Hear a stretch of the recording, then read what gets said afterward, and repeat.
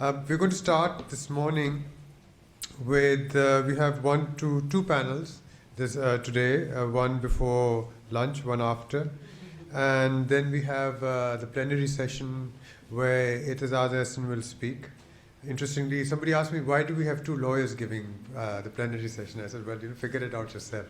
And they said, there's a lot of law that you're talking about. I said, well, that does matter, especially now. And in Pakistan, that somehow, and as Sarah said yesterday, that's had a major influence on the transitional government and the way the Supreme Court has behaved and how individuals have mattered.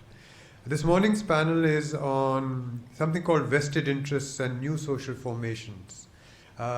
We hope to look at how Bangladesh and Pakistan are changing, how politics is changing, how different social groups have emerged, business interests, some perhaps linkages with global capital of the Saudi Arabian kind or of the American kind. Perhaps we'll have some discussion about that. Unfortunately, one of our panelists, Akil Shah, who's going to speak on, whose work is on military and civilian relationships in Pakistan, is not going to join us. The second panel is going to be, when we were planning this conference, we said, okay, we want to talk about everything except security in Pakistan and Bangladesh, because all conferences on Pakistan, at least, are about the security situation, war on terror, and on Afghanistan.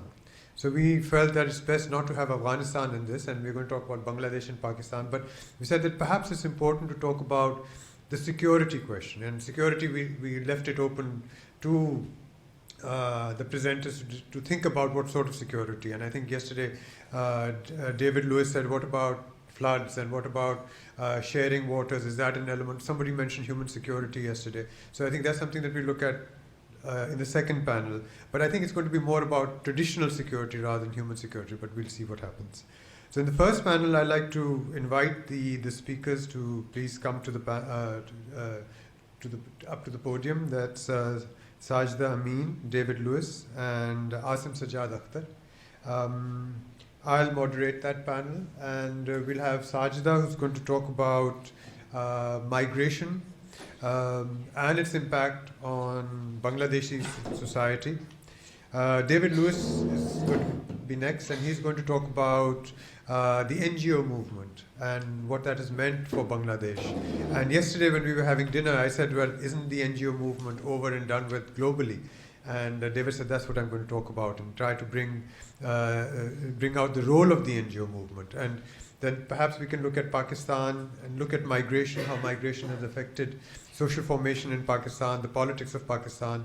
I was talking to Shuja Nawaz this morning, and he said that one of the most important changes that has taken place in Pakistan is this extensive migration that has taken place, urban, rural, and of course, to the Gulf. And a lot of people have argued that Islamization, Talibanization, Wahhabism, whatever you want to call it, is influenced very deeply by this circuit of migrants going to Saudi Arabia especially, and having an impact when they come back on Pakistan. Aasim Sajjad Akhtar is going to talk about the state, social formation, civil society, and politics in Pakistan. So I'd like to invite Sajda, please, for her presentation. Okay. Thank you very much, Akbar, and to the organizers for inviting me. I feel like a bit of an outsider, but I've thoroughly enjoyed the conversations. I'm sorry, I need to introduce you as well. I should have done that. I realized I'd forgotten something. Sajda Amin is a senior associate affiliated with the Poverty, Gender and Youth Program at the Population Council here in New York, and she's worked here since 1995. Sajda's work is on gender, poverty, and family in the developing world, and she's involved in studies at the moment in Bangladesh, Nepal, and Vietnam on transitions to marriage and work with a focus on socially and economically vulnerable populations. She's worked at the Bangladesh Institute of Development Studies, has a PhD in demography and sociology, and a master's in public policy from the Woodrow Wilson School in Prince Sajda. My Thank you. apologies. So I was saying that thank you, and I feel like a bit of an outsider, but I'm really enjoying it, the conference so far. Akbar sent us an email and posed a few questions and encouraged us to talk about social change, social transformation. I said, you know, I'm a demographer, I like to stick close to my data. I'm going to talk about things that I have data about. But actually, I don't know very much about migration. But I've been thinking a little bit about it because I've been looking at maps of Bangladesh, maps of variation within Bangladesh on the usual things demographers look at: fertility, mortality, marriage.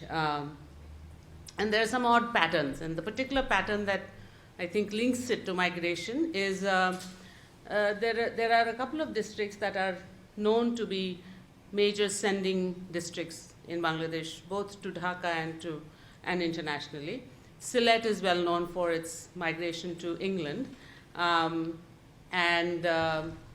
Borishal is well known for the pattern of migration to Dhaka. You know, Borishal is the top sending district of Dhakaites. And they both have this curious set of observations that we've seen about them. I think I'll just mention the few striking things. They both have very relatively poor health indicators. So Bangladesh, we are usually talking about the fact that Bangladesh has had very rapid fertility decline, very rapid mortality decline. Recently, there was a lot of excitement about the fact that maternal mortality seems to have gone down by a third, to a third of what it was 10 years ago, or maybe even 5 years ago. So there's a lot of excitement about a lot of the health progress, and Sylhet and Borishal are outliers on that. So kind of we're trying to figure out what this outlier phenomena is. There's also sort of something interesting about Borishal in that, which made me think of the migration link, apart from the fact that all Dhakaites are from Borishal, you know, so, and Dhaka empties out and because everyone's on the launch to Borishal for Eid. So anyway, and Sylhet has this other curious angle that even though it's a very conservative, laggard in education health, it has very late marriage and it has almost no dowry. Whereas the rest of Bangladesh has a lot of dowry. So these are kind of the things that sort of has piqued my interest in migration. I've been looking at it a little bit, just other people's work. So what kind of migration are we talking about? Two forms, and let me just describe it briefly. International, which is mainly labor migration, temporary labor migration to the Gulf on these limited tenure visas. More, in the past, starting in the 70s, it was the Gulf. Now it's East Asia, more and more, Malaysia. So one of the areas that has fed a lot of this migration literature is a district called Matlab, which has most of its migrants going to Malaysia. And then a small but very influential team going to the UK, and this is mostly the Sylheti migrants. The person who's done very nice, very thought-provoking work on the Sylheti migrants, on the international migrants, is Katie Gardner. And she talks in particular about this very specific implications, at least in her most recent work. I mean, she has much more on that. Very specifically about specific visa provisions in England, which has basically changed over the years and now only allows family migrants, sort of migration through marriage to England, as being the root of a particular kind of new social elite in Sylhet.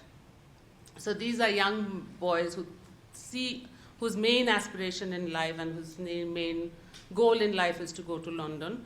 They've in process for visas. So she has this very evocative descriptions of these men who do nothing but check up on their visa status and text their relatives in England. And it works through marriage and affects the marriage market because that's their only way of getting there. So that's sort of one category of migration. The bulk of migration is labor migration, and anyone who's been through the airports of Dhaka and Karachi, I'm sure there are all these men in the same uniforms going in gangs to particular destinations in the Gulf and Malaysia and Singapore. And these are just pictures off the internet that I've taken of usually very low-skilled migrant workers going from Bangladesh, and usually men. There is relatively little. There's very little data. I think there was some controversy about the census this year being 10 million short, and my colleague very conveniently came up with this estimate that the reason why the census is down by 10 million is because 10 million people are away as migrants. I'm not quite sure whether anyone believes that, but that's sort of one number that's floating around in terms of the scale of migration from Bangladesh. And most of it is male labor migration, and usually at very low-skilled jobs. And I think that's sort of an important factor to keep in mind.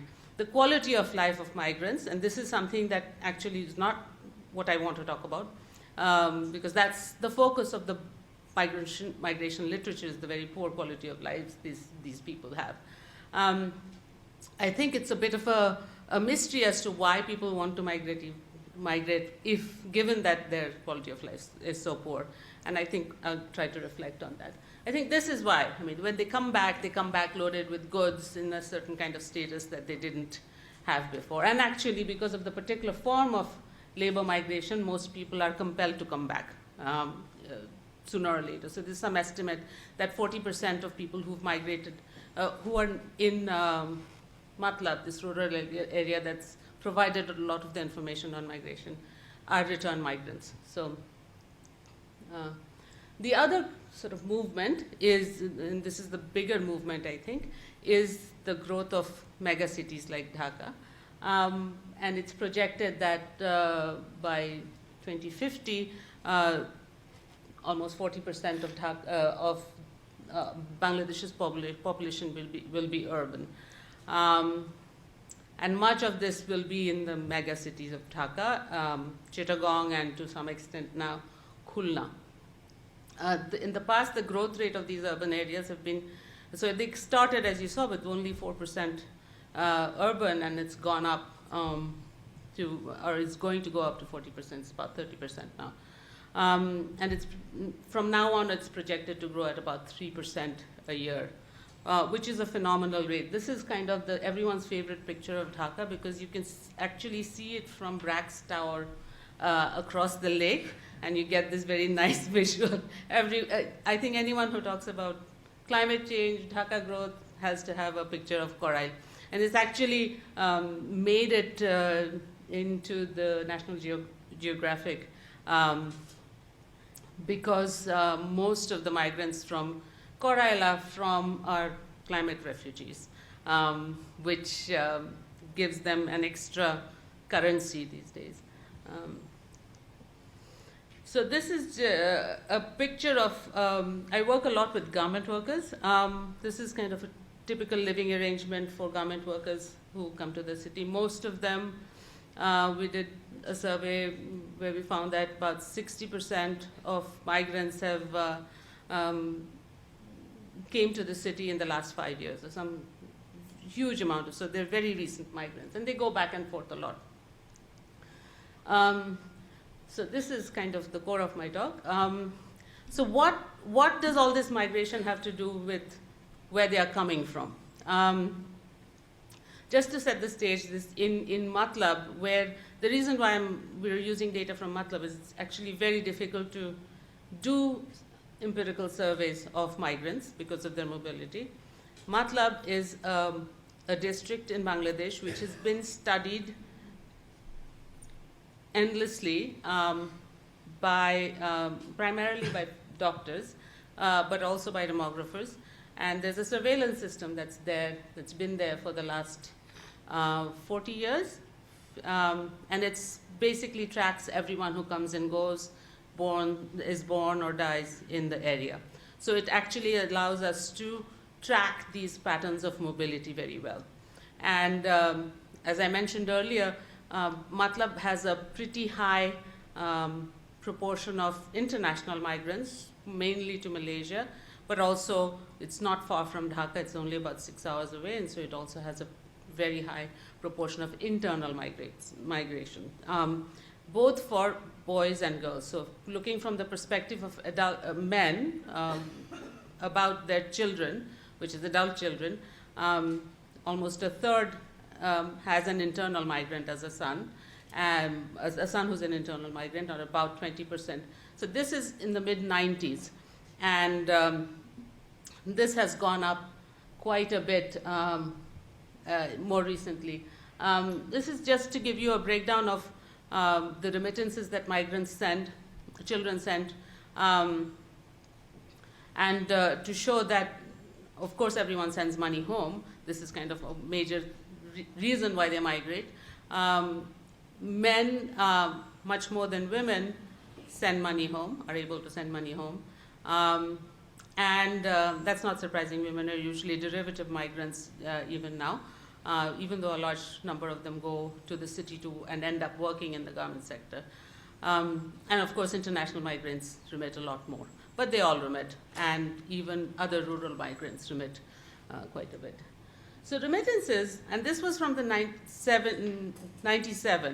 If you look in this graph, remittances since 97 has gone up exponentially. Also, so 97 is somewhere in the middle there. And it's just before the big remittance boom happened. Now in Bangladesh, there's a lot of discussion about the role of remittances, about trying to facilitate remittance, trying to encourage mobile banking to kind of to make it easier.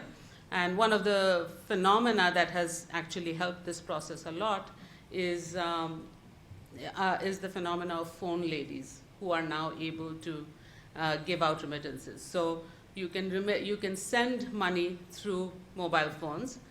Grameen Bank has funded some 90,000 phone ladies all over the country who basically are the vendors of phone time.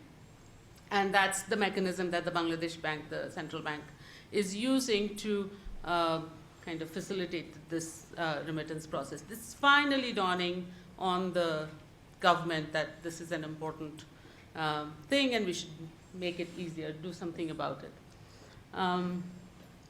This is just, again, I'm flipping back and forth between international and national, and I kind of want to keep the national migration within internal migrations in perspective. And the garment sector is an important phenomena which has spurred a particular kind of migration, which is female migration for work into the city.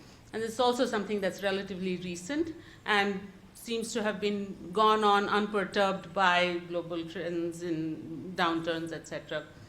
So that's sort of the second category of remittance for Bangladesh and dollar earnings, and therefore sort of an important power element of vested interest in the country. Now I want to talk about sort of what these migrants and their migration has meant for the people they leave behind.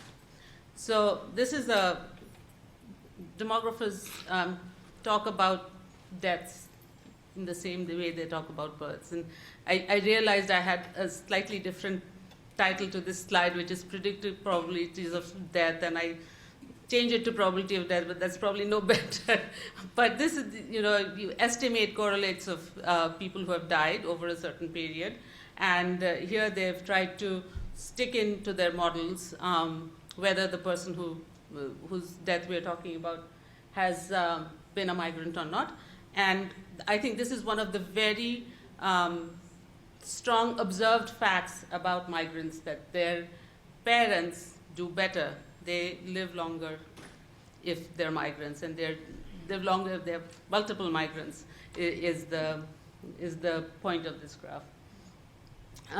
There are other similar findings from this very reasonably small literature on the impact of migrants on those who are left behind. One is that the marriage market effects that I talked about. So but there was this one very curious study which showed that sisters of migrants are much less likely to be married to migrants than sisters of non-migrants, and they are married closer together. So the argument is that when a parent sends a migrant away, the daughter has to stay close to take care of the parents, and therefore has sort of in the marriage market, and usually a closer marriage means a lesser marriage in some sense. So almost like having a ghar jamai, for instance. So somebody, a daughter who will bring the husband in to live with her. So there's some impact of that. And there's some impact on the other hand. There's absolutely no impact apparently of migration on the education level for boys in sending communities. So the one likely explanation of that is that the migration is dominantly unskilled workers, and there's no real return for education for those unskilled workers. But there's a curiously positive impact on girls' education. So sending villages that send more people also have higher levels of girls' education. So these are kind of some of the dynamics that I think one notices. But Kate Gardner's work actually, I think, points to a sort of a stronger dynamic that I think this audience would be more interested in, which is kind of the impact of migration on people's horizons, on their aspirations, and on their tastes and preferences. And I think urban migration, and I'll end with this side, especially of women, I think also is, I mean, there's definitely a phenomena of labor protests around new emerging notions of rights that are perhaps new and are likely to permeate and be taken back to the village. We actually did this study of garment workers, compared them to the women in their sending villages, and it was really interesting. I was talking to Sarah this morning about it, and she was saying, you know, what's interesting is that appalling as the working conditions and all are, these workers are so self-consciously modern and proud of their new identity and describe themselves as, you know, helpers, or always in English terms, operators of machines, helpers, supervisors, the sort of absolute peak of the trajectory that they aspire for.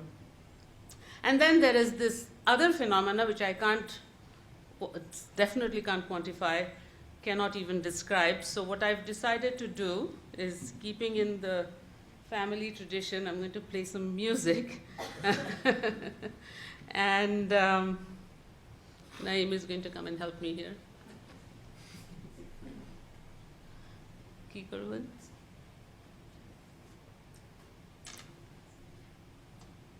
And I've stopped talking. We'll just let you listen to the music. This is a... Would you like to read the translation? I'm going to do the translation. This is a music video that's gone viral. And nobody actually knows who this guy is. We think he's an authentic migrant. And the words of the song that he's singing is, "There is no green like Dhaka, everything here is empty." This is a guy who's in Qatar. No tree, no green, only a desert full of sand. I'm in a circle, I'll never stay here. There is no shobuj bag, no greenery, no trees. Whenever I stare, there's only desert. My Bangladesh, my golden Bangladesh, my people are in Bangladesh, I'm in Qatar. So, no rickshaw, no wheels, no jams, empty, no CNG, no taxi, no people.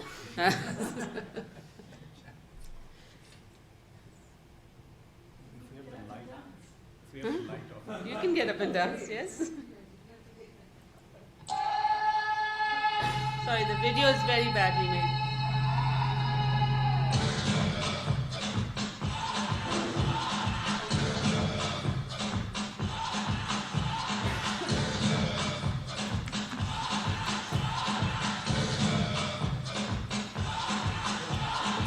সবুজে নাই ঢাকা চারিদিকে ফাঁকা নাই কোনো গাছ নাই সবুজ গাছ বাড়িতে ঢাকা মরু ঘুরতে আছি শুধু থাকবো না কবু নাই সবুজ মাঠ নাই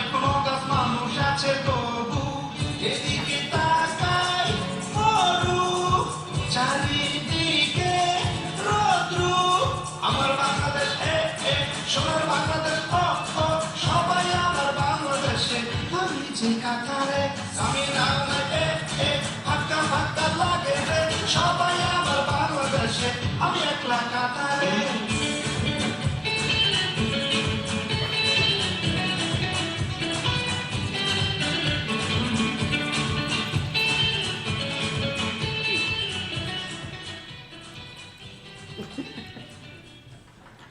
So I should thank Naeem for translating the lyrics for me.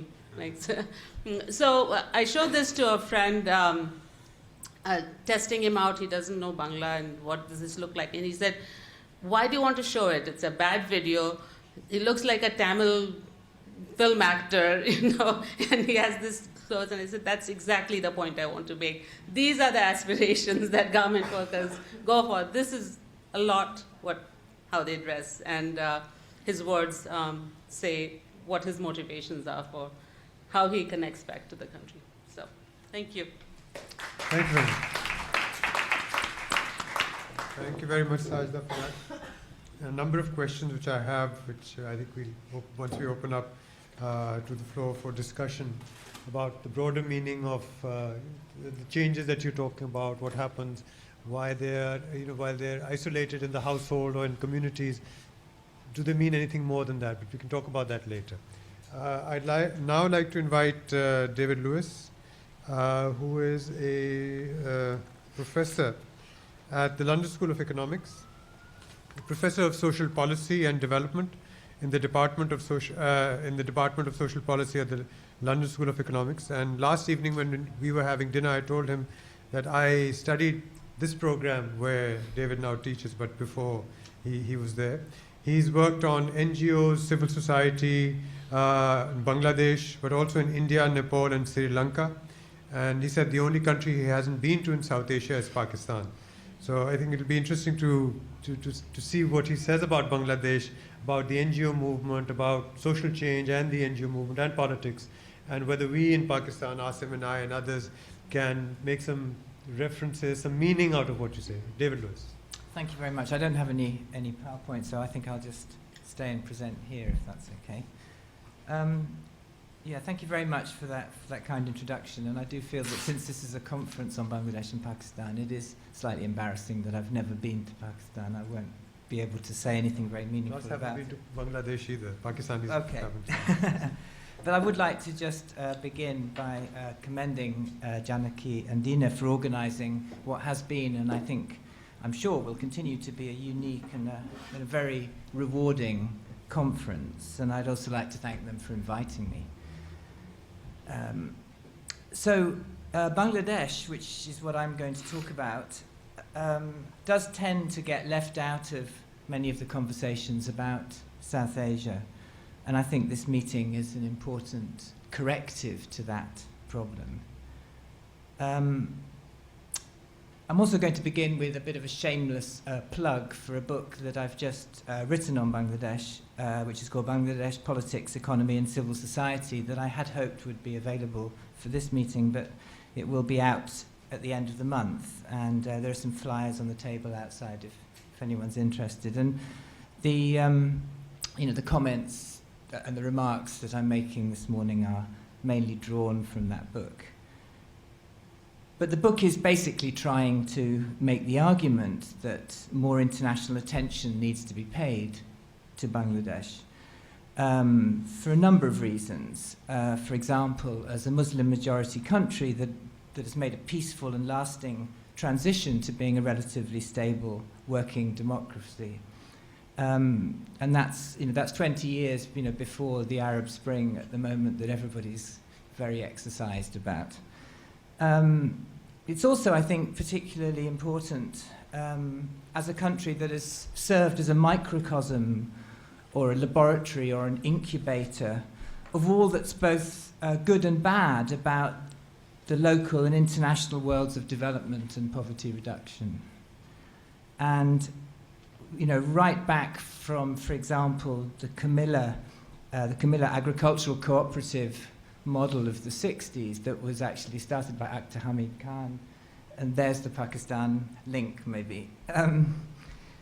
The integrated rural development projects that followed in the 70s, that arose to some extent out of that work. The rise of NGOs in the 1980s, the movement, well, this has become a movement of microcredit, and then much more recently, the international donors' poverty reduction strategies, approaches, and the Paris Aid effectiveness agendas of harmonization and coordination. Really, there's probably no better example or sort of microcosm of all of that than Bangladesh. And then, of course, as I mentioned yesterday, I think there's another set of reasons why Bangladesh also needs more attention, and that's because it's now a country that is very much on the front line of global environmental change, both through global warming and climate change, but also in relation to the sorts of environmental and ecological fragility which has been worsened through the implementation of unsustainably intensive agricultural systems, the fallout, from the Green Revolution, which is also a huge part of, the success story of Bangladesh, to have been regarded as a basket case that would always require food aid back in the 1970s, to being a country that by the 1990s was more or less self-sufficient in food production, but at huge environmental cost. Now, Akbar's initial, request was sort of a list of incredibly ambitious and interesting sort of agendas around, social change and institutions and its effect on social classes, groups, and institutions.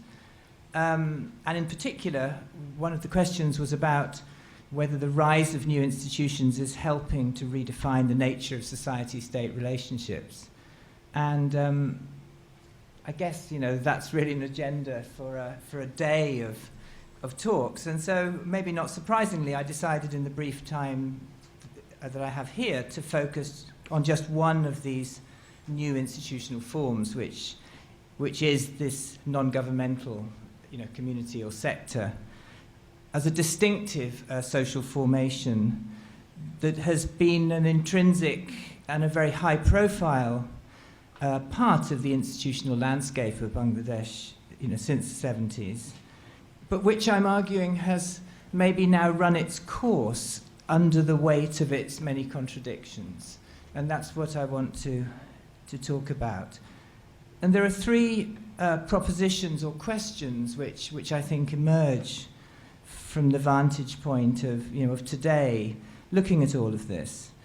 And I'm really putting these out there because I don't really have any clear answers, but I think they're interesting things to discuss, and maybe they're also interesting things to compare with the context of Pakistan.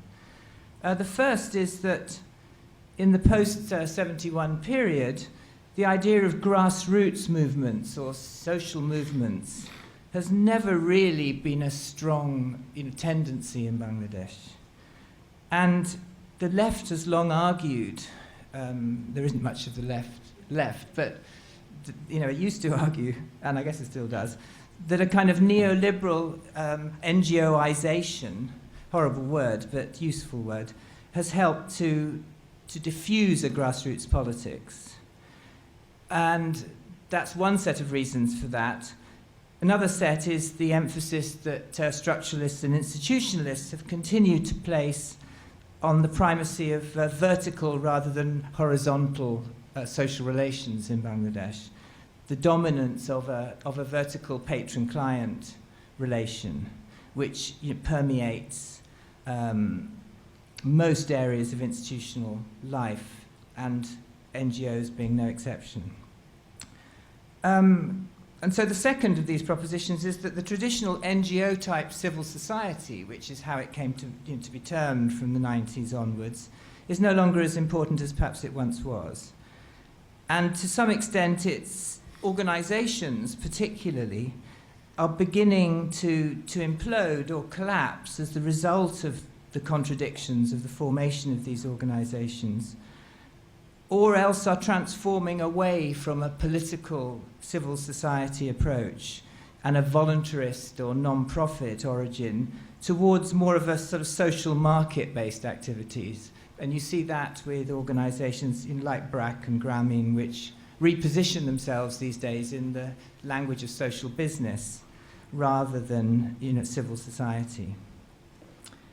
And then finally, I think there's a set of issues, or there's a gap in our knowledge around the, you know, the growth and the changing composition of Bangladesh's middle classes, which have, in this period of, you know, rapid economic change over the last sort of decade or so, have grown. And it's a subject that remains under-researched, not particularly well understood, that the social values, the politics, attitudes to the state of these new entrants into the middle classes, you know, will be so important for the future of the country, for the sort of questions that have been raised about the challenging of vested interests.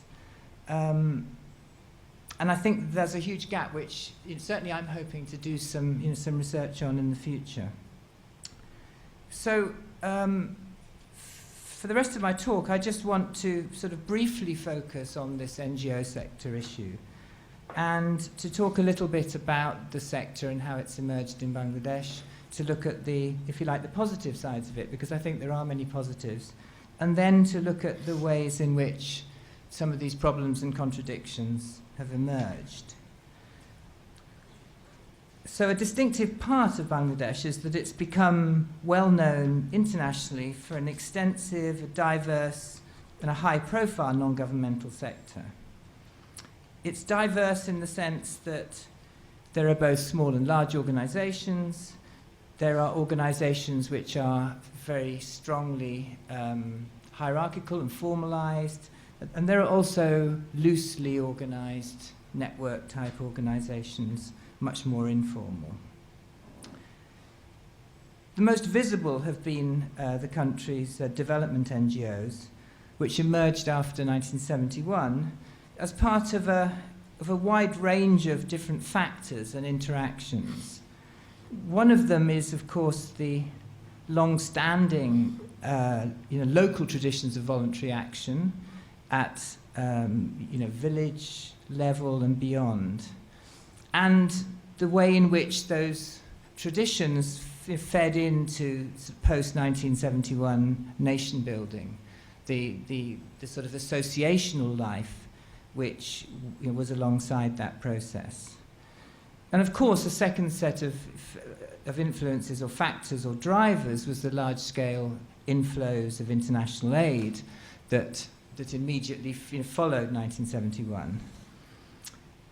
And I think that what's interesting about Bangladesh is that these inflows didn't create the NGO sector in isolation, the way that they may have tried to do in many other parts of the world. Instead, there was a connection with these local traditions of voluntarism.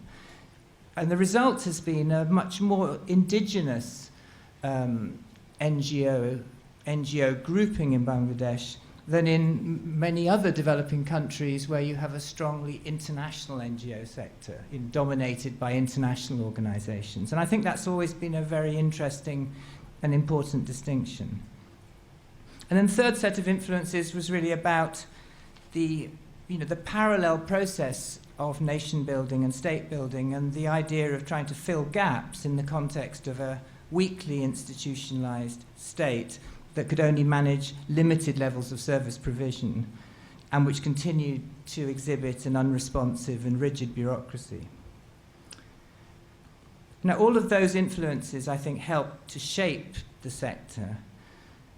But today, it seems that the NGOs in Bangladesh are known mostly for their microfinance work.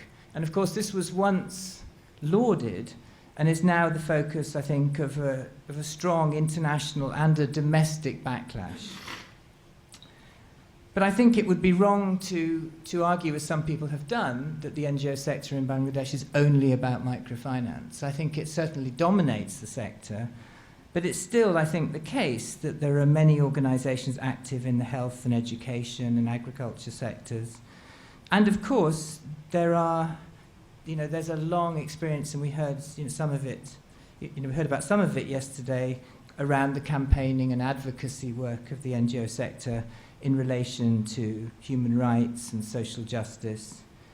And also the influence that the sector has had on government in the sense of innovations in health and education, which have been, to some extent, taken on board within the realm of public services.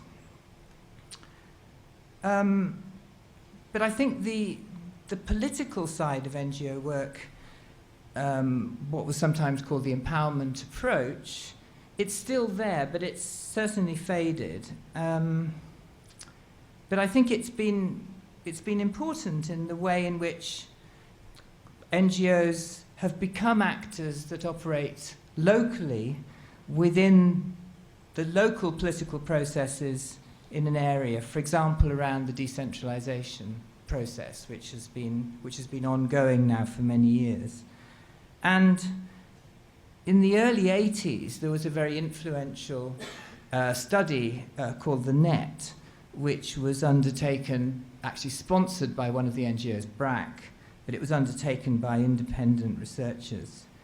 And the idea of the net was a study of the rural power structure, which used this idea of the net as a representation of a rigid system of elite capture which existed around any village. The idea that if you were trying to work as an external organization in a village, or you were trying to move resources into that village in order to support vulnerable or poor people, this net would basically capture those resources, and that net would be controlled by local elites. And I think there's plenty of evidence to suggest now that this net has visibly loosened in many areas, and that NGOs have helped in limited and small ways, perhaps, to open up new political spaces and to generate more complex local negotiations involving a wider range of local institutional actors around the allocation of public and private resources at the community level, and also a broader representativeness of locally elected councils also.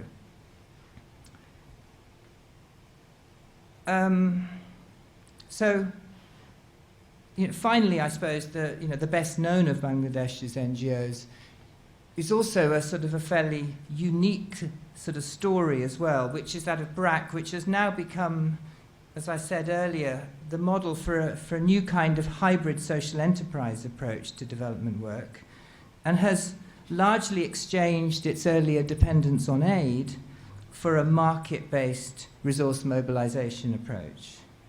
And not only that, BRAC has also internationalized its work and operates in Asia and Africa and elsewhere. And these, 5-7, thank you. And these, the leaders of these, of these better-known organizations have become international celebrities in interesting ways. So Yunus received the Nobel Prize a few years ago, and F.H. Abid of BRAC was recently knighted. So what about the contradictions? Let's look at those. And of course, NGOs have always been objects of controversy in Bangladesh. There's no question about that. I mean, NGOs have always been, I think, tolerated rather than liked across Bangladeshi society. But I would argue that they're now arguably more unpopular than ever. And the public perceptions of development NGOs have worsened, for a number of reasons.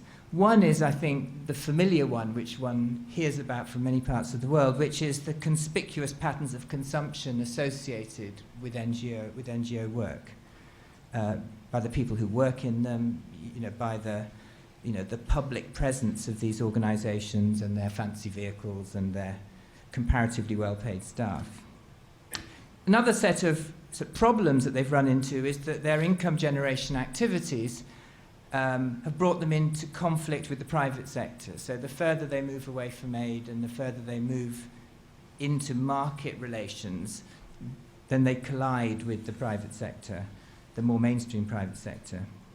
And then finally, the more they get involved in advocacy or campaigning work, then the more of a collision that takes place around these political roles, with government and political parties. And then at the same time, there's the problem of patron-client relations as the dominant form of social life, and the idea that in addition to opening up new political spaces, NGOs have also come to occupy more familiar older ones, as they, rather than government or traditional moneylenders or other parts of the power structure, they take up a position of distributing resources and mediating with other power structures on behalf of the poor.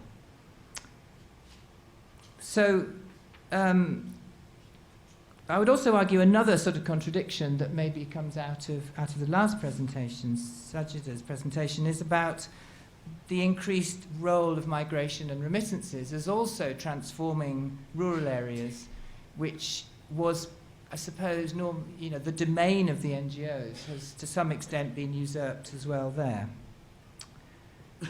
So NGOs as the new patrons, that's not a new or an original point, but I think it's important that NGOs have to some extent inserted themselves between people and the state, and that's been a key criticism. And the result of all of this, the result of these various contradictions, has been both a lack of confidence in the market-based activities of NGOs, which one can see in the credit backlash, and also a lack of traction in the effort to build a new politics through more grassroots-based movements. And if you like, one of the interesting illustrations of that is this moment a few years ago when Muhammad Yunus tried to start a new political party in order to try and break the deadlock of the two main political parties and all the problems associated with this, with the political sort of gridlock, and his subsequent victimization, by the Awami League government. So, moving to a conclusion, which I think I have to do, to answer Akbar's initial question, has the politics changed from political parties to new social movements and street protest? I would answer a little, but not much. There's an optimism which emerged in the post-1990 democratic era, which I think has been eroded and to some extent lost amidst the political party gridlock, the lack of political party internal reform, and I think a mixed overall record of efforts to reinvent politics, either from the grassroots in a bottom-up way through decentralization and building local civil society, or in more of a centralized way in terms of the advocacy and campaigning efforts of civil society. So I think in spite of the high-profile NGO sector, political inclusion within Bangladesh occurs in a context in which horizontal forms of civil society, such as trade unions, grassroots movements, and peasants' associations, are relatively weak. And incorporation continues to take place through vertical, clientelistic relationships. And as a result, individualized conflicts over resources continue to take precedent over the development of structural or class-based identities and actions. Relationships are articulated and resources allocated according to the logics of allegiance and interest. Thank you very much.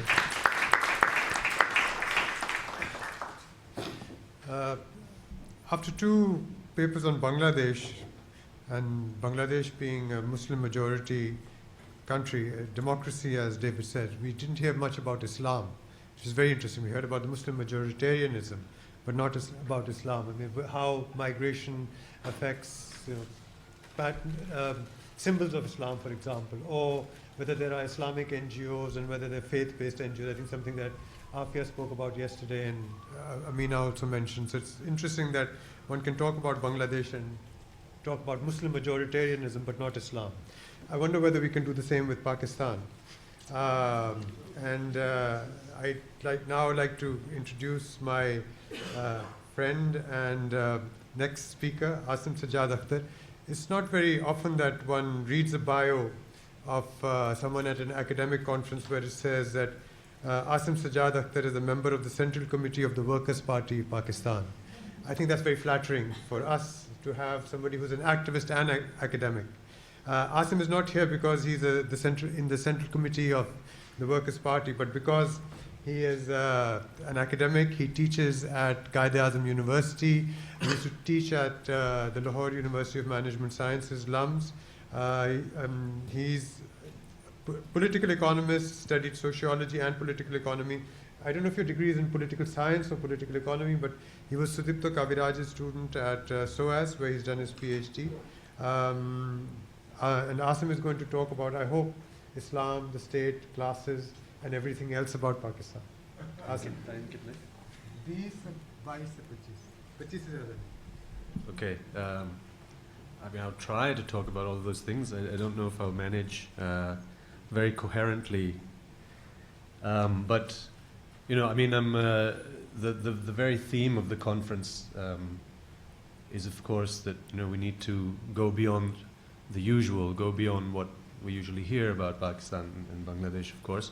And that's good because one of the first anecdotes that I can tell you is when I walked into Barnes & Noble the other day at Union Square after occupying Wall Street and doing all the rest of it. There's a plethora of books about Pakistan, and they were all at the front of the store, and they're all sort of up there for you to see, but they said nothing at all. There's nothing about what's going on in Pakistani society. They're all about how one elite is holding hands with another elite and then backslapping them and then getting mad at them and then holding hands again, and you know, it just goes on and on. And there's nothing about kinds of changes that have taken place, social, economic, political, cultural. I mean, we hear a lot about culture, of course. We hear a lot about religion. We hear a lot about Islam, but in a very sort of isolated kind of way, as if the kinds of changes, cultural included, that have taken place are sort of changes unto themselves, and they have nothing to do with structures, and they have nothing to do with economic and social change. And I think that's what obviously, I guess the organizers had in mind, that we need to think about these things, about the deep sociological business of understanding these countries. And that's hopefully what I'll try and do for you, to the best of my ability. So it's both true and untrue that Pakistan has changed dramatically over the past 3 to 4 decades. True because social change on an unparalleled scale has taken place, which has facilitated the emergence of new political actors and changed political dynamics, which in turn have provided a fillip to divergent ideological trends. Untrue because this tremendous social change notwithstanding, a substantial section of the ancien regime remains very much intact, with the Pakistani army front and center. So this dialectic of continuity and change must be adequately theorized and understood if scholars are to develop coherent and comprehensive frameworks to account for the Pakistani condition.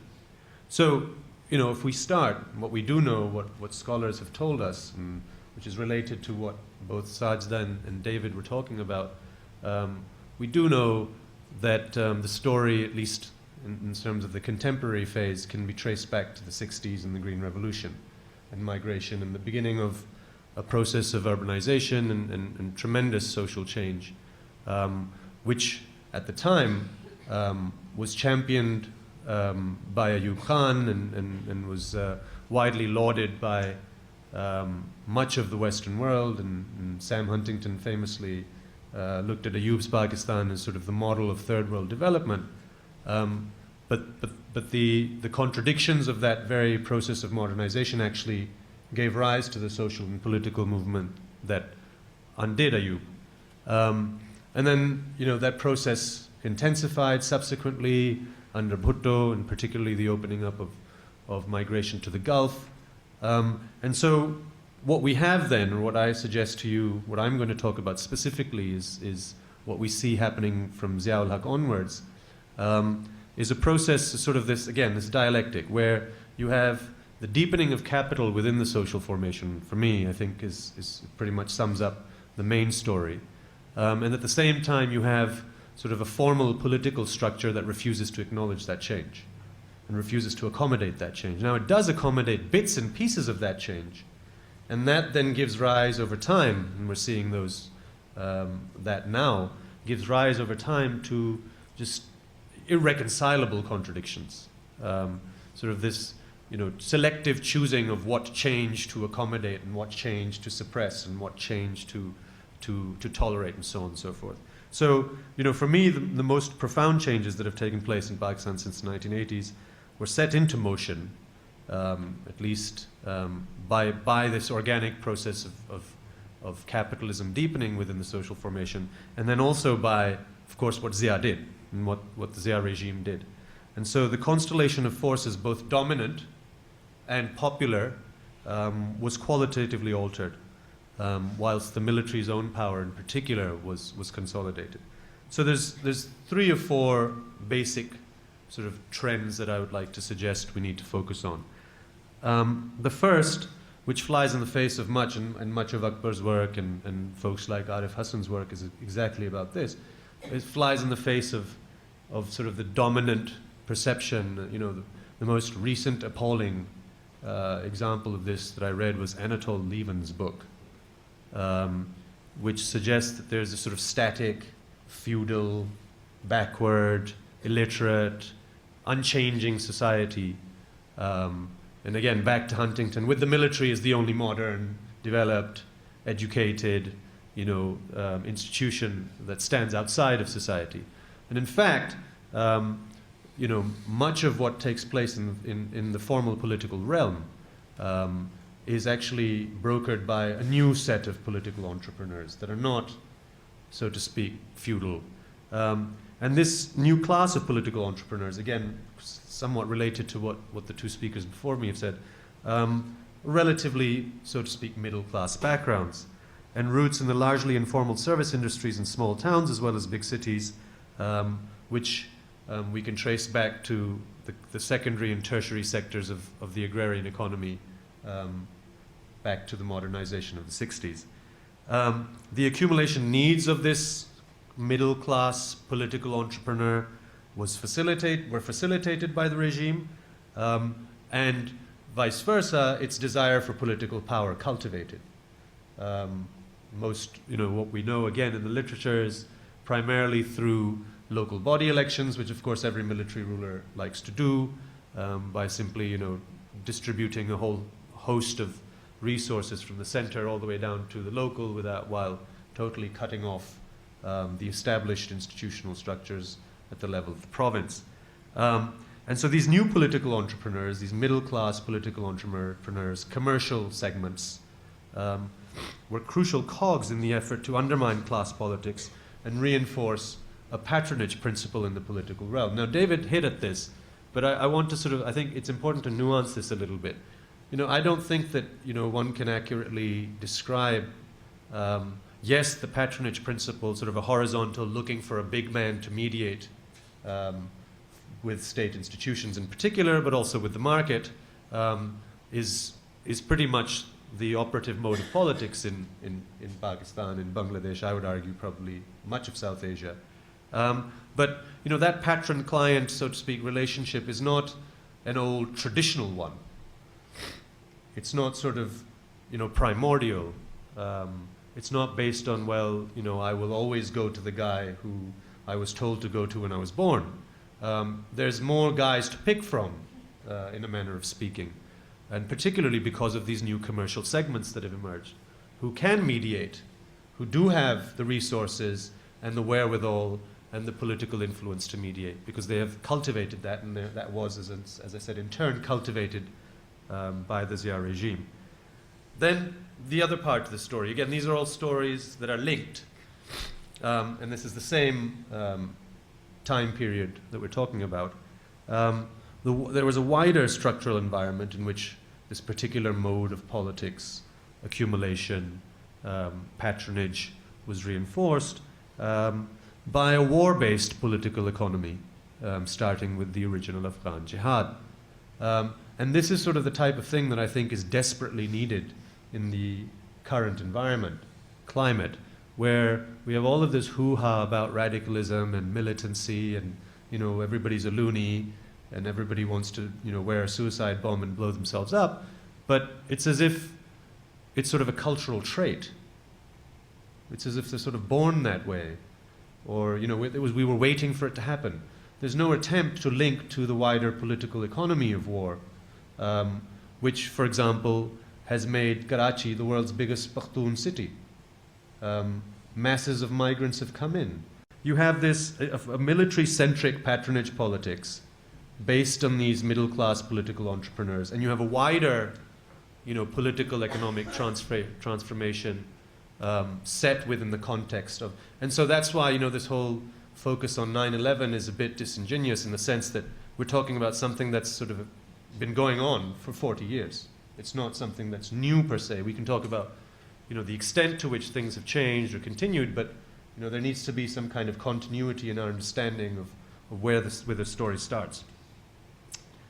The third sort of part of the story, again related, which I think probably is the bit which, at least implicitly, most is talked about in the Western Academy and in Western policy circles, is the composition of the state services. The composition of the administrative apparatus, the military, historically, you can suggest at least within, well, primarily within sort of the top of the bureaucratic triangle, the officer corps, both civilian and military, was primarily sort of this very paternalistic, you know, Macaulay's English-speaking elite. And that changed dramatically. It starts with Bhutto's dismantling of the civil service Pakistan cadre, which broke the insularity of the bureaucracy, and subsequently, both because they were annoyed, they didn't like it, and also because then later on under Zia they were thoroughly alienated from the wider society because of Islamization, and thirdly because later on they discovered that, you know, working for Goldman Sachs is just more lucrative. It earns you more money, and you know, sort of the old school paternalistic desire to lead the unthinking masses towards the modern utopia just gave way to you know, sort of very brute private interest. So this class then retreats. Is partly forced and partly voluntarily retreats, and sort of the lower middle class, you know, Urdu medium or vernacular medium, from small towns, from villages that acquire university education. My university, for example, Quaid-e-Azam University, is a feeding ground for the CSS exam takers. And we even have a department called Defense and Strategic Studies, which basically the ISI recruits from. And so this class, of course, has an entirely different sensibility. It's not imbued with this old school paternalistic colonial style, we are the leaders of the nation. You know, in fact, it's imbued with much more specific, localized sort of sentiments. You know, so the Sindhis coming in want to go back and be SPs and DSPs and ACs and DCs in Larkana and Khairpur, you know, and they want to be big shots in their own little backyard, and they're not really thinking in sort of wider terms about a particular political project that they're cultivating. And similarly, a similar sort of transformation takes place within the military services, and again, within the top brass of the military. Very presciently, just I think it's important to note, back in 1974, when this process was just perhaps, you know, you could have a glimmer of what was coming. Iqbal Ahmed wrote, you know, 40 years before today, sort of very presciently that this was happening. And he didn't suggest that there was going to be a wholesale takeover by the lower middle class, you know, sort of conservative, more religious, sort of class. But he did say that sort of the domination of and the preponderance of the English-educated elite was going. It was on its way out. And partly, again, a voluntary retreat. So I think this is the third part of the story, which is very important. Again, I want to emphasize related parts of the story. I think trying to understand the wider environment by picking on any one of these things separate from another sort of warps the whole narrative. The last thing, which again is is part of this process of change, is sort of a revised social contract, institutionalized through various amendments to the Constitution, sort of very similar to the kinds of things that Sarah was mentioning yesterday, particularly under Zia, of course. This is now well known, there's lots of literature, but we know the rot set in under Bhutto, and especially clauses like making the Ahmadis non-Muslims, etc., etc. And the sort of, how I would sort of encapsulate this entire process of changing the social contract or taking it away from its old sort of roots in British civil law tradition is that the state or its designated proxies, as the case may be, arrogated to itself the right to intervene in the private sphere using the idiom of Islam and delineating the boundaries of good, moral, righteous behavior. And that's not just sort of let's go and let's have the Jamiyat go onto university campuses and beat up boys and girls who are holding hands together. That has much more, many more, I think, substantial or profound impacts than just that those sorts of obvious things. I think for me, and I'll come to this as we go along, that gave rise to a particular, what I like to call in Gramscian terms, a particular politics of common sense amongst the popular classes. So coming on to that, what's emerged on the other end of all of these wider institutional structural changes is an extremely cynical popular conception of and practice of politics, which has a number of crucial features. One could mention more. The formal state appears to be unraveling on an almost daily basis, appears being the key word here, and informal arrangements brokered by state functionaries are taking their place. So, the prototypical state function, as I said, because of his sensibility, because he doesn't care for two hoots about some, grand nationalist project, because he's seen a particular English-speaking elite act in very hypocritical and self-perpetuating ways, says, well, when I become the AC, I'm not doing it to sort of serve the people. That's not my, he might suggest it to me when I ask him what he's doing in class, but within 5 minutes he'll be like, yeah, I really just want to become a big man and become powerful and influential. And so this, the use of public office for private benefit in the African context, which I follow closely, there's a lot of literature on the so-called privatization of the state. And that doesn't just mean privatizing state enterprises. It means exactly that, use of public office for individual private benefit. Relatedly, a high moral rhetoric is employed by religious functionaries, TV anchors, and the military to chastise politics and corruption, a tactic that has been imbibed by large segments of the urban middle class. I think this is very important. It's sort of related to what David was suggesting about this broad perception of what politics is and what politicians do. But the fact is that everybody does it. It's just that you choose to represent it as us versus them, but everybody does it. Everybody employs the same sort of patronage mode.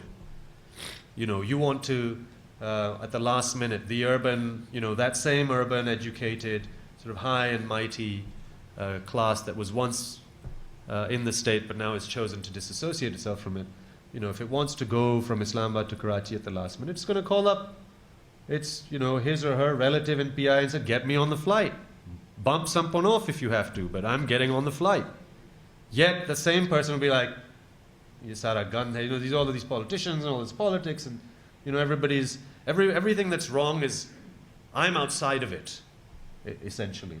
And that's something that you see across a wide section of what, to use the term, I'm not really going to go there, but to use the term civil society, and in that, Akbar's done a lot of work on this, the civil self-defined civil society, almost Chatterjean in its constitution, urban, educated, elite, English-speaking, yet they are part of the same methodologies of politics, mechanisms of politics that they criticize so desperately, just as the military is, just as the mullahs are, just as, Talat Hussain and Hamid Mir are, the same TV anchors who depict themselves as holier than thou. So this is the second sort of part of the story. The third is contradictions, and that was where I started. Contradictions within the so-called ideology of the state have become increasingly acute. And that's, of course, what the world is seeing. And the world is selectively choosing to focus on. Contributing to the reinforcement of an inward-looking siege mentality according to which all of Pakistan's problems are the creation of the proverbial foreign hand. Yahuda Hanud. And that's not new, but it's just sort of being reinforced. And the urban middle class is very party to this whole phenomenon. Now, what I wanted to focus on, I was going to go on a long sort of diatribe about theory and post-structuralism, because, as you can tell, I'm quite partial to very traditionalist forms of class analysis. But I'm not, as the case may be, because I think, given what's been discussed yesterday, in particular in that section, that's the session on secularism and feminism, I just like to talk about politics, which is sort of my forte as well. Oppositional, this is the fourth sort of broad impact of these broader structural changes on the political realm. Oppositional forms of politics have become extremely fragmented, particularly along ethnic lines. But what I want to focus on is the retreat of progressives from a politics of class.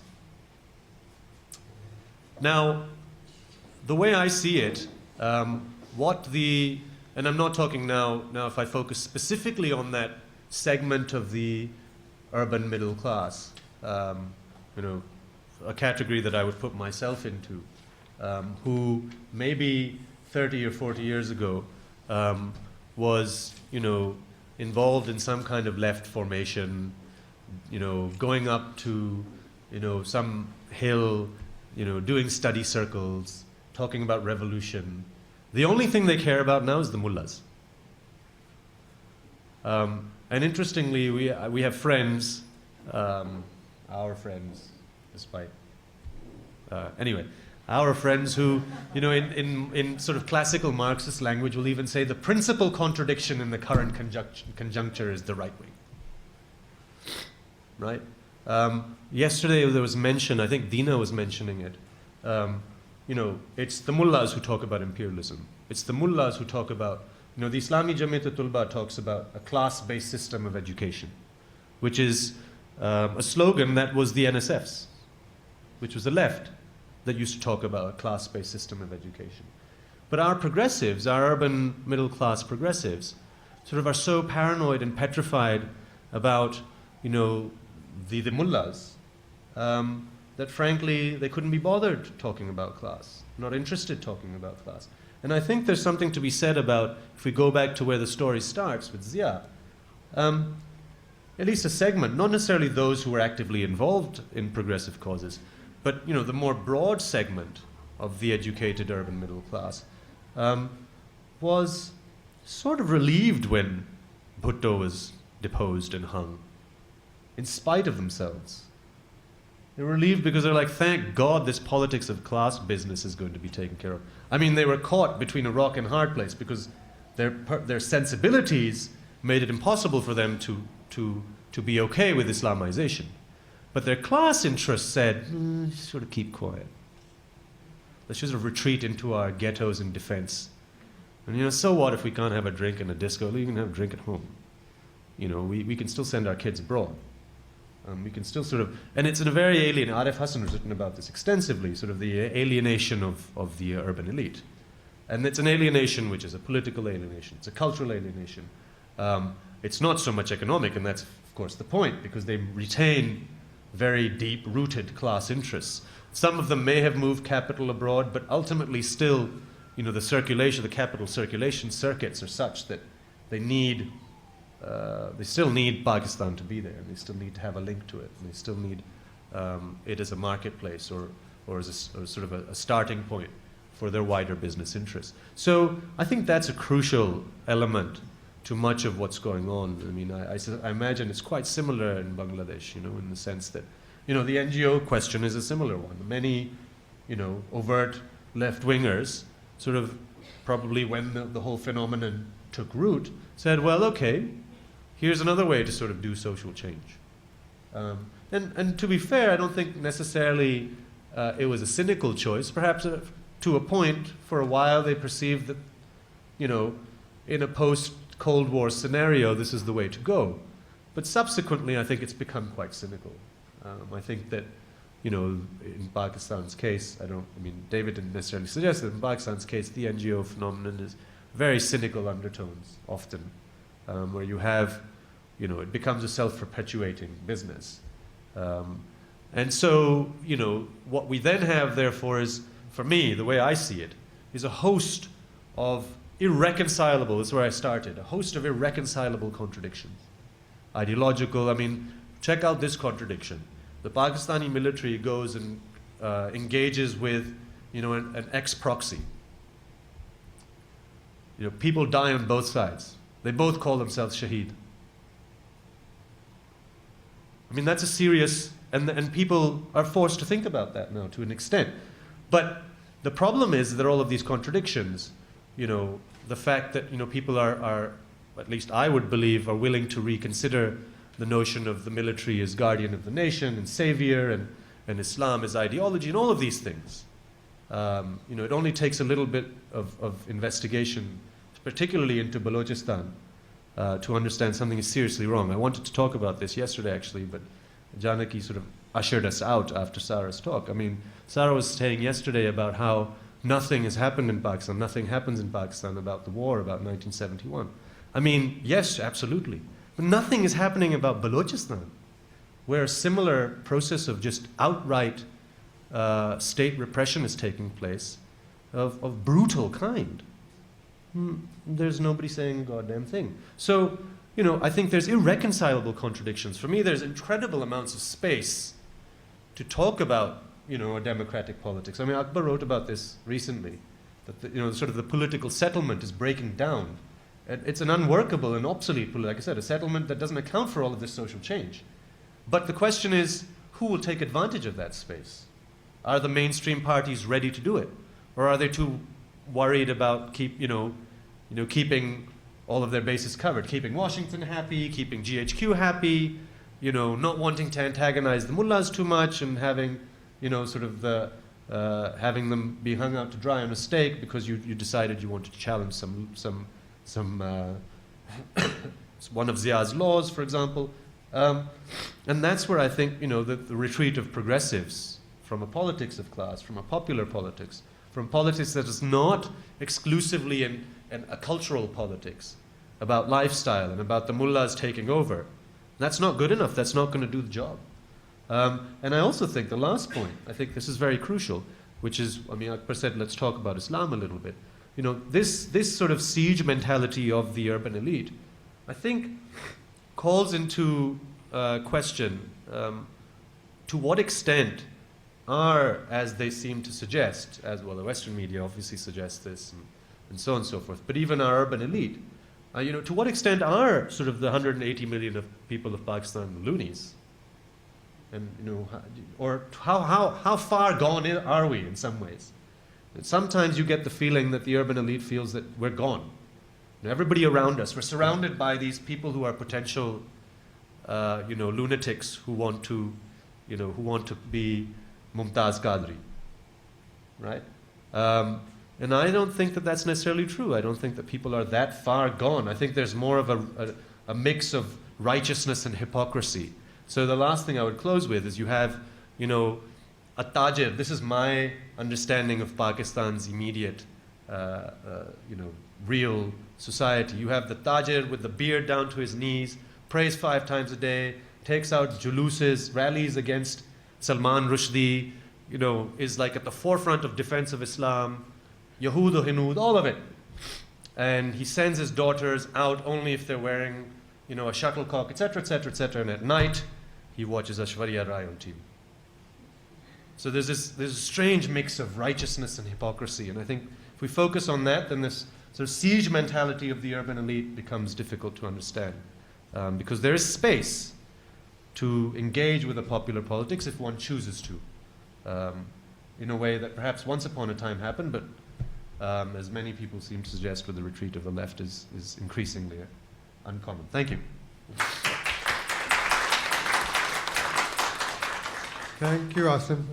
I think the one thing that one has heard most about is exactly this, and I think Sarah mentioned that, Dina mentioned that, Afia, others, the retreat of the left, the end of progressive politics, whether it's been NGOized or whether it's been Islamicized or whether it's confused friends of ours who say that, supposedly former left-leaning friends who say that the problem in Pakistan is not democracy, it's not the military, it's Islam.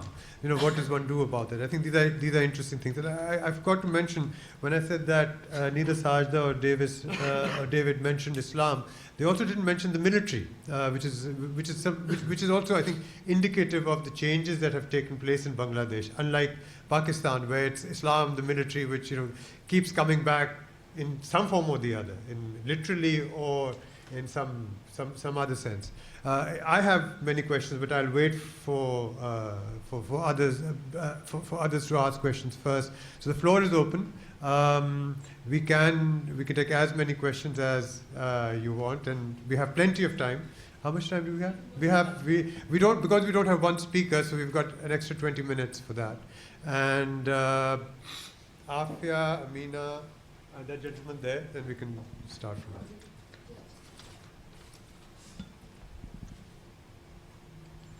Thank you very much. Just a quick question, a comment, two quick comments to Aasim's presentation. One is that, although he knows this, that I share many of his sort of analyses, particularly about social formation and social change. But towards the end of your presentation, I just want to make a quick clarification. You speak often and refer to the mullahs as a class almost. And I think there is a distinction to be made between right-wing politics and the space that the mullah as a specific entity takes up in society.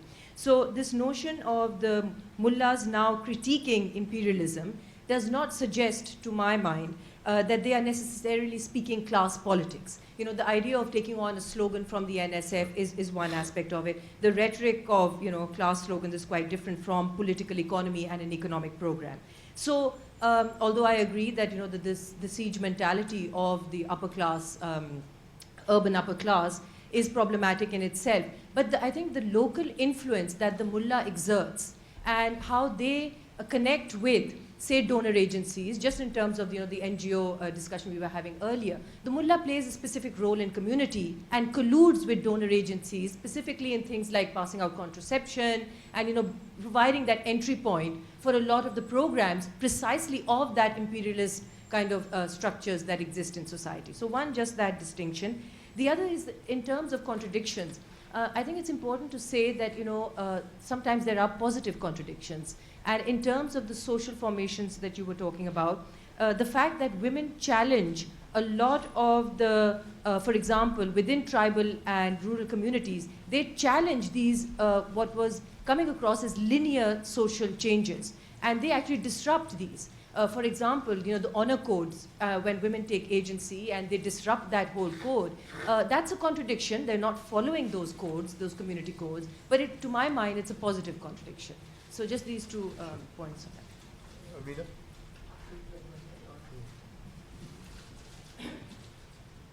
Thank you, Aasim.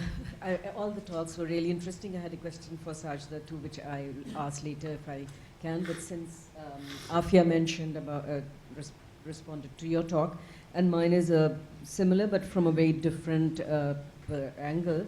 You talked, coming from the left and from what seems to me like a Marxist position, I found it really interesting that you talked about the notion of a social contract. I'm just wondering if Pakistan, what you're talking about, that there was a social contract. I think, I would be inclined to argue that it wasn't, it was really a question of power.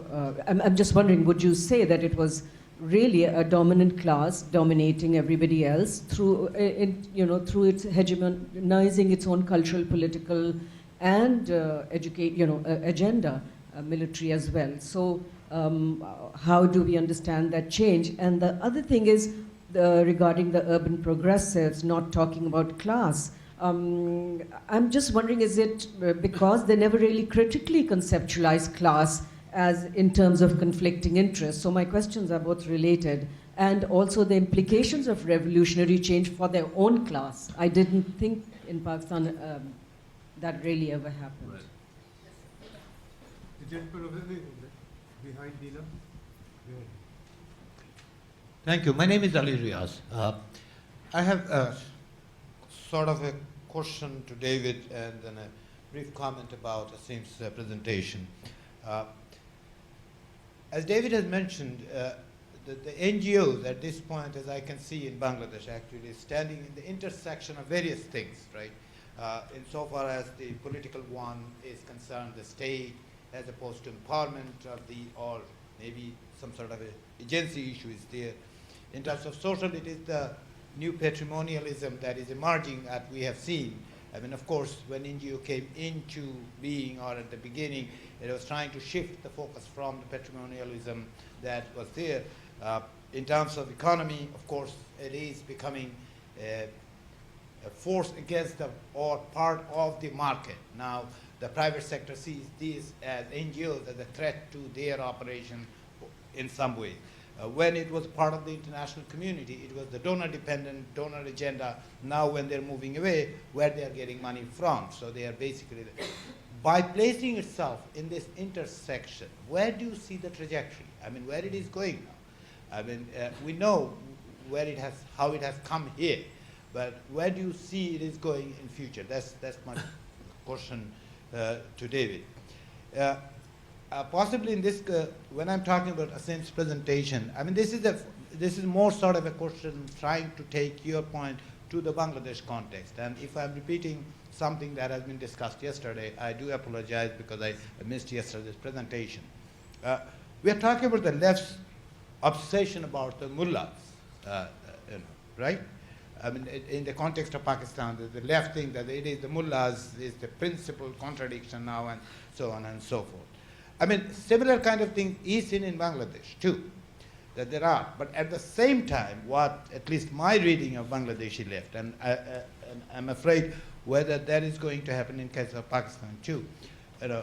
This left, in being critical to the imperialist one and the state and the bourgeois politics, at times they are actually merging with the quote unquote what they described as the mullahs, Their position becomes too close to what the mullahs are talking about. So I'm not suggesting that they are on the same platform, but at times they're coming so close, in some cases in Bangladesh, that worries me too, There should be a clear distinction. Of course, the mullahs' criticism of imperialism is not the criticism that I would expect from the left, or what we have witnessed previously in 60s or 70s in the context of Bangladesh. Okay, thank you. There's Shuja as well. So, and there's we've got three. Let's do this, and then we'll come back. After this, Dina and Shuja, and then the gentleman there. Then. You want to start first, then Okay. David? Yeah, I mean, I think Afia is right. I mean, when I was saying contradictions, for me, that means space. And that space is partially created by people's own. One of the things that I was very closely involved in, got a lot of stick for, was one of the first sort of lightning rods of anti-Musharraf sentiment, which was the movement in Okada against the military's land grabbing. And it was led, in large parts at least, if Danda Khana hota tha, then women would be at the forefront. So you're right, there's no two. And the rhetoric of, that's what I meant. I mean, anti-Americanism is different from anti-imperialism. Of course. The fact that Fazlullah was able to garner support in Swat by saying, okay, we want to shoot down all the Khans, doesn't mean that equates to a genuine emancipatory program. So yeah, rhetoric is different than substance. By social contract, I was simply referring actually to the formal constitutional arrangement. And formal institutional structure, which isn't by that I didn't mean necessarily something that reflected sort of genuine citizenship. It just meant what we had inherited from the British in terms of the formal institutional and legal structure. Yeah, and I also, I mean, that's what I said earlier about the urban progressives. I mean, part of the reason is because their class interests prevent that kind of politics from they don't want that. They're not interested in sort of taxing themselves. They're not interested in some kind of emancipatory politics because that would hurt them as much as the people who they purport to be critical of. I think it's interesting, this business of the left's position becomes too close to that of the right, because it was the left's position that the right took. So I don't really see why one should be apologetic about it. I mean, I think you suggested as much, that, it should be clear and coherent enough that it's clearly distinguishable from that of the right. It's interesting, right? Because that's exactly what much of the critique, what people like myself or, people like us get from, that segment of the urban elite. If you mention the word imperialism, that means you're a Taliban sympathizer. It's as simple as that. The story ends there. If you nuance that by saying, look, we were saying this when these guys were the moral equivalents of America's founding fathers. Now they're saying, go America, go. Then they were saying, come America, come. We were saying it then. So, I mean, I don't have to be apologetic about it because, we have a long history of saying these things. So, I see perhaps what you might be saying, but I do think that a certain coherence and confidence in a political position means that you don't don't feel like you are being, someone conflates what you say because they react to it immediately without thinking closely about it. And I think what I wanted to say and what Akbar suggested is, look, frankly, the mullahs are not sort of a thing unto itself, right? That's what I was trying to say throughout my presentation. They reflect broader structural, political, economic, cultural sort of aspects of what's happened in Pakistan and the wider region that cannot be taken in isolation from all of that, right? You cannot understand, I didn't mention this, but let's just say, I mean, you can't expect to do away with a particular kind of radicalism in society by going bombing a few places. You have to recognize that the curriculum produces that. You don't need madrasas. I teach kids who come from public schools. Look at the curriculum that produces them. It's preposterous. Look at how the media, stokes a particular kind of parochial sentiment. Something happens in Pakistan, straight away, it's the media that says Yahuda Hunud. There's no deep attempt to understand or do any basic investigative journalism. What's going on? Why is it happening? Who are the people who are doing these things? So I don't think that there has to be any apology about a progressive position because I think in any case we know what the right is. It's all rhetoric. It's all hollow. And frankly, from time to time that becomes obvious. Whenever there's a build-up of forces, then suddenly all of the right wing that was previously saying ye takfir and ye kafir hain, this for the state and for the military says, we will stand with you and fight against India. David, a question? Thanks for your question. I mean, I agree with you that this intersection between states and markets is a really important space, and I suppose it's instructive to see the way in which different organizations, non-governmental organizations, are positioning themselves in that space. I mean, as to the future, I mean, it's very hard to predict, I think. But I mean, on the one hand, it's a place of contradiction, which makes it important. I mean, on the one hand, you have the very market-based, social business models, but on the other, you have organizations that are activist, campaigning organizations against international capital, for example, the oil companies and the natural resource exploitation issues. But in the middle of that, I think you also have a part of the NGO sector which remains sort of largely untouched by all this and is unchanging, which is the contracting organizations who are part of the privatization of the state, and the idea that there is a huge group of non-governmental organizations who simply exist to be contracted to deliver particular kinds of services. mostly by government, but also by, I mean, the contradictions in all this are amazing. I mean, you have the Chevron oil company up in the gas fields, you know, in Sylhet, which is contracting NGOs to provide, you know, community services to people, you know, displaced in the gas fields. You know, at the same time as you have, you know, you have other organizations that are, you know, that are campaigning against, you know, resource exploitation. I mean, one of the particular, well, I'll be very brief, but, you know, one of the particularly, you know, dispiriting bits of work I'm involved with at the moment is one that looks at people's perceptions of health and education services around the country, and, you know, particularly poor people.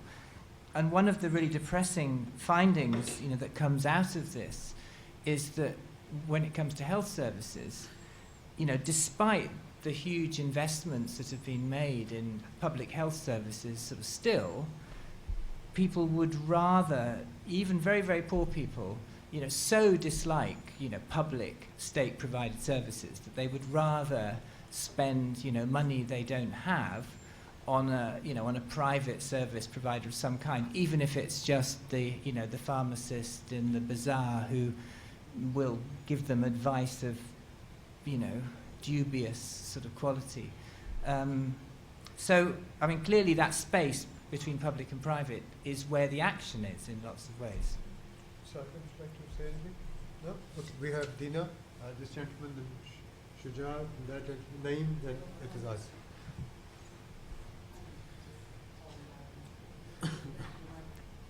Hello. Okay.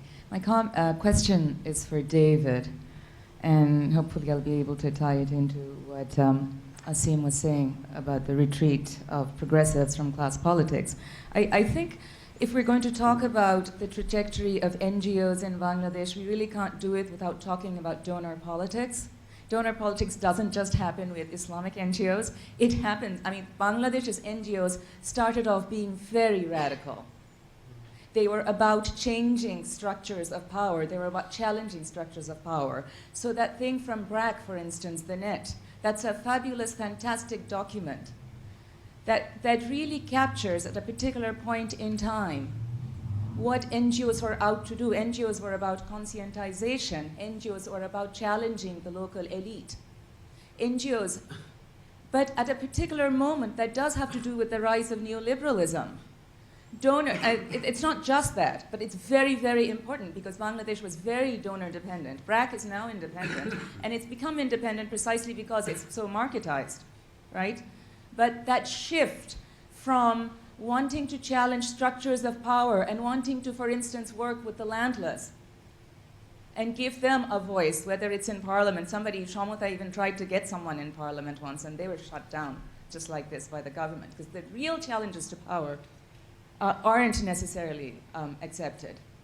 But in the, you know, with the rise of neoliberalism, donors insisted that NGOs, which were heavily, heavily funded by whoever, all of these institutions, IFIs, that NGOs start showing profits and become accountable. And you see the shift very clearly in all NGOs, except for a handful like Nitera Korea and Aino Shalish Kendro, that go from doing a certain kind of mobilization to service delivery specifically to microcredit.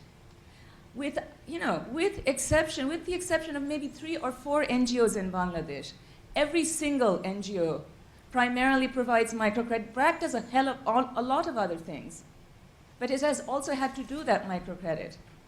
Right? I think that makes a huge difference, and it's a moment in time. And what NGOs have become in Bangladesh now, and again, with some exceptions, and those exceptions do not take money. I know Aina Shalish Kendro hasn't expanded widely. I know it very well, having worked at it for years. It only takes money from very selective donors which don't. Or Nitera Koreas does exactly that.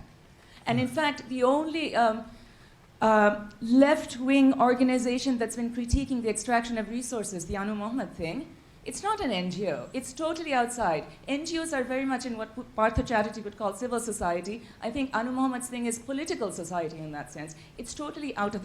anyway, my question really is, sorry, I just had to say all of that, is that what do you think of the idea that NGOs are a parallel state. I'm very uncomfortable with that. But it is something we say about NGOs in Bangladesh all the time. I'm not necessarily sure they're a parallel state, but I'd like to hear your take on that. Thank you. This gentleman here, then Shuja and Itazaz can, this gentleman here, and then Shuja and Itazaz and Naeem, yeah, I've got you down. And Willem as well, yeah. Please go ahead. Hi, thanks. My name's Harry Blair from down from New Haven for the conference, which I'm very much enjoying. Thanks to all for putting it on. Yeah, a follow-up to the comments and question just now on the disappearance of the left. Oh, I got it, thanks.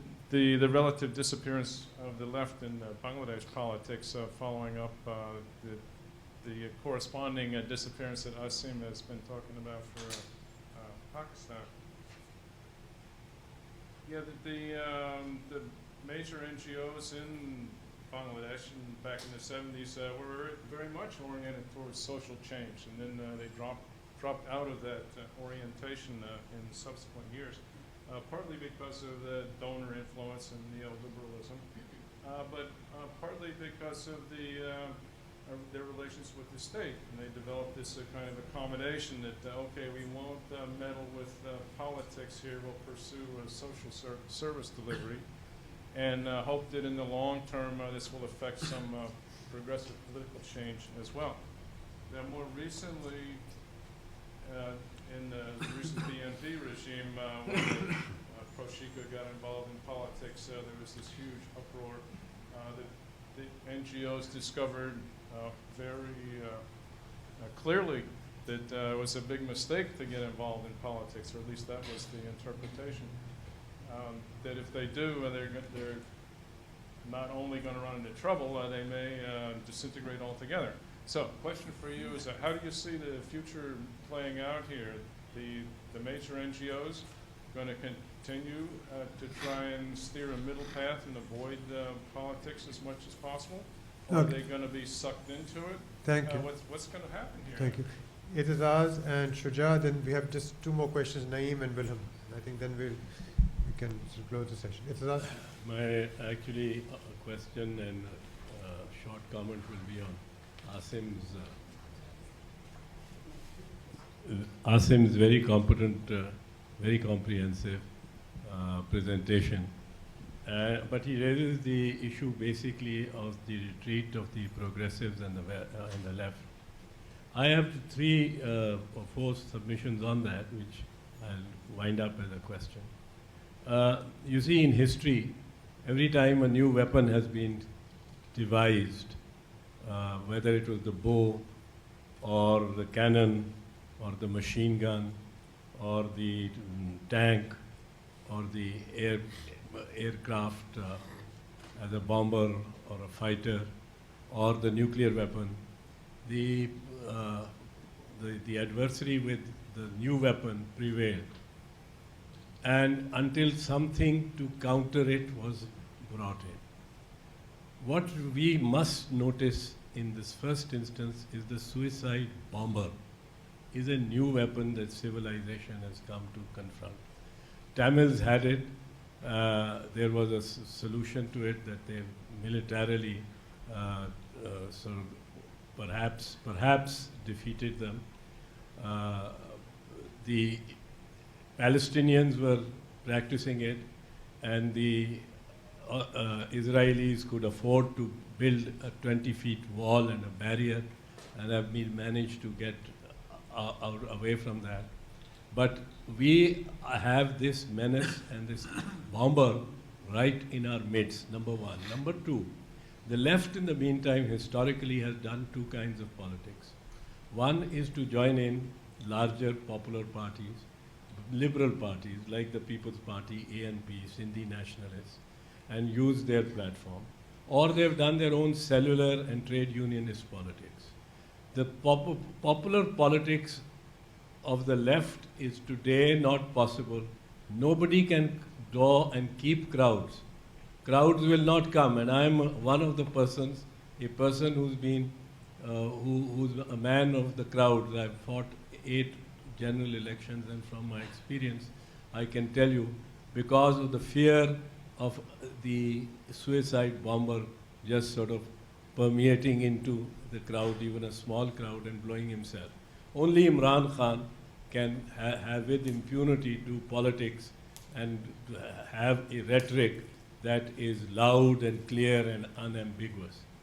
The third is that the left and its lingua, therefore, its only medium remains the media itself.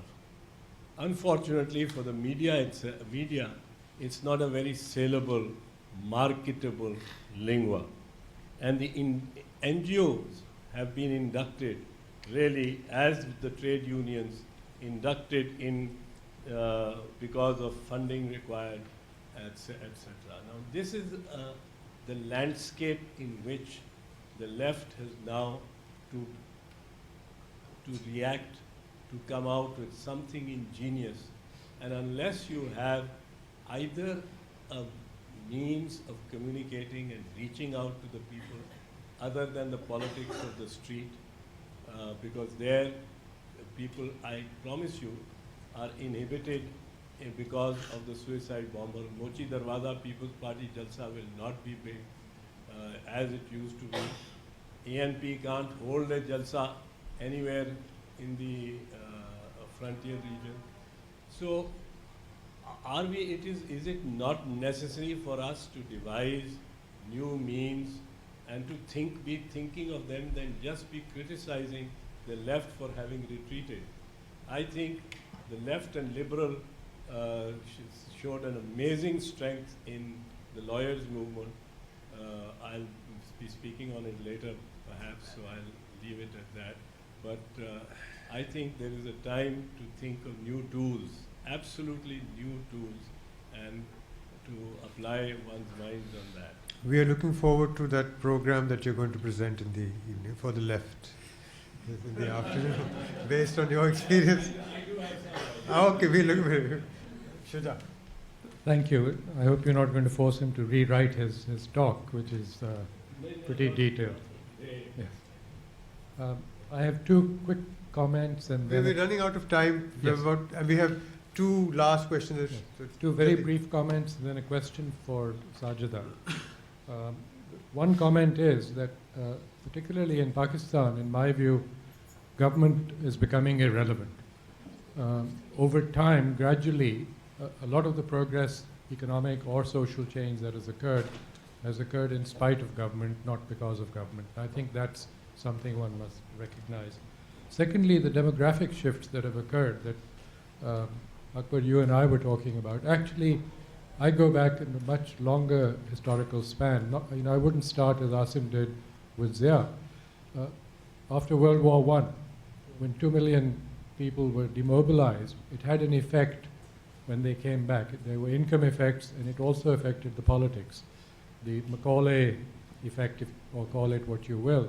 But there were continuing effects after World War II, and then through military recruitments and pension cycles, you see the changes that have occurred in these former military recruitment areas. I think those are things worth looking at. My specific question for Sajeda is looking at the effect of religion and on religion of migrant workers from the Gulf and the Arabian Peninsula, where they are the underclass, the troglodytes, if you will, exposed to a very radical Salafist Islam. And when they return, as many of them are now coming back with the shift in the nature of the work for which they are being recruited, what effect is occurring on the exporting districts and communities in Bangladesh and maybe also in Pakistan? Is some work being done on this? Thank you. And to Naeem and Viram, and then we can... Naeem is there.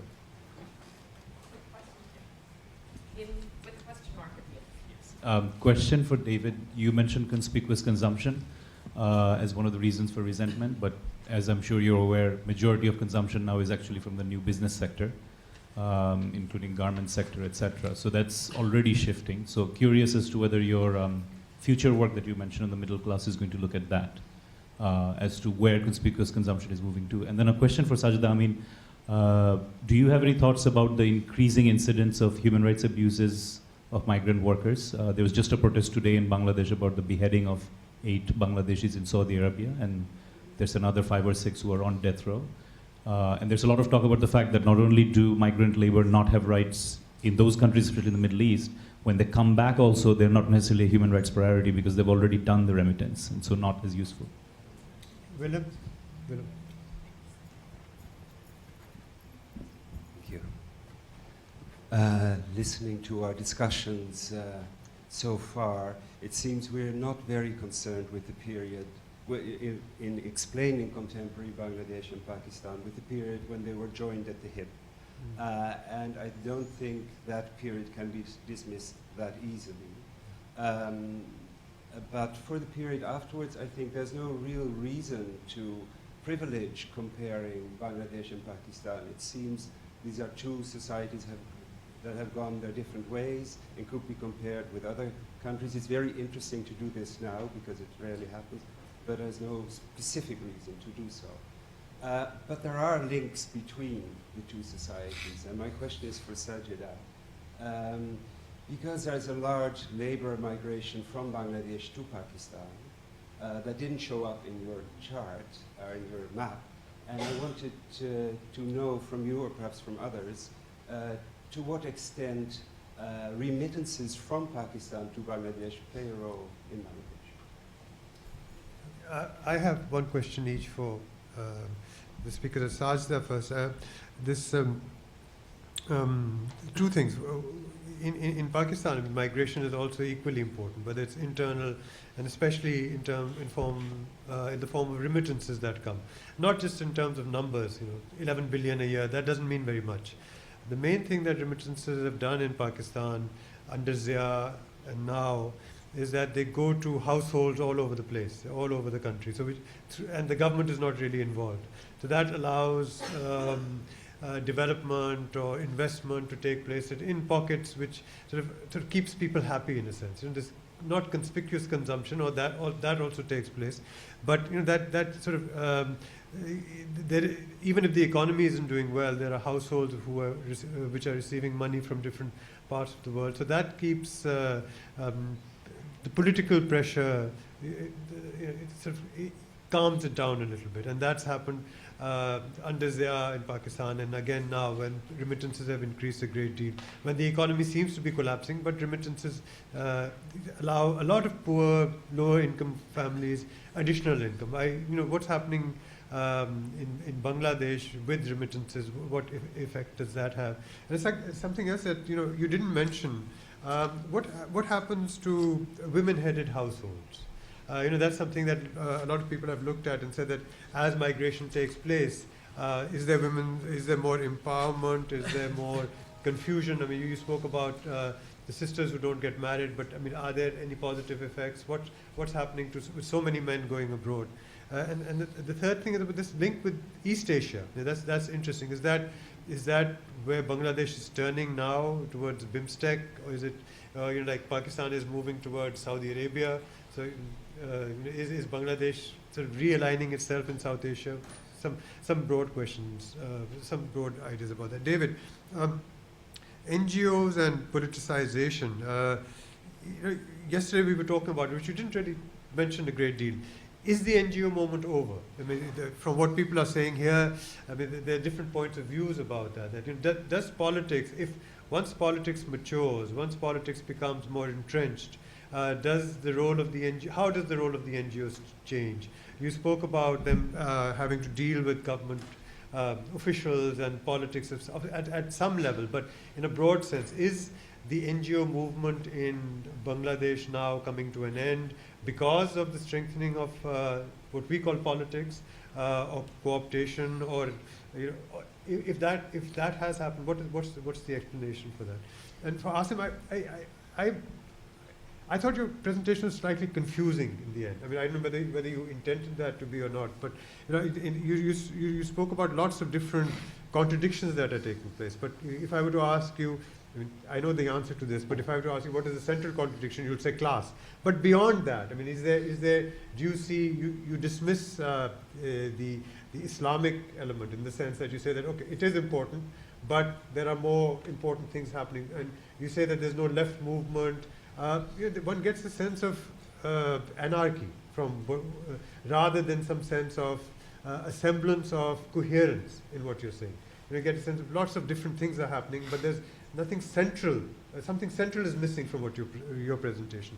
I mean, could you sort of identify that? Could you say that, okay, the main contradiction may be capital, but how does one get around it? I mean, I know that you're an idealist and you'll say that the workers are going to win, but we have a long time to wait for that. Is there something in the medium term? Is it Imran Khan? Is there something in the medium term that we can see, which works towards, a partial sort of solution or dealing with the problems that you spoke about? Sajda first, and then I think we can have 3 or 4 minutes just to wind up this session. I know, but I took liberty. I know it wasn't. Okay, so I had one question about kind of the religious influences, particularly of the more conservative influences from, I suppose, Middle Eastern return migrants or Middle Eastern influences. I think there is certainly a general pattern of certain overt practices in the way people name their children, and it's become much more Middle Eastern. And it's not very different from how it's described in Egypt, for instance, the response to the Gulf migration. But I'm not sure that that's a very deep manifestation of very profound change. There is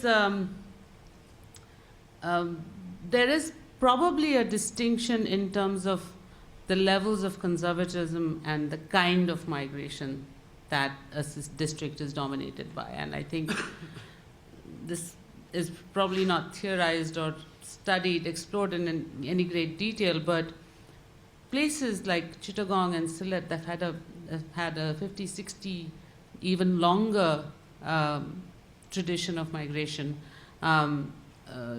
they have a different pattern of conservatism that's not necessarily related to Islam. It's sort of more, it links to your question about female-headed households. There is a pattern of conservatism that is about controlling women's sexuality, especially when the men are not around to do it actively for them, in terms of excluding them from public spaces, etc.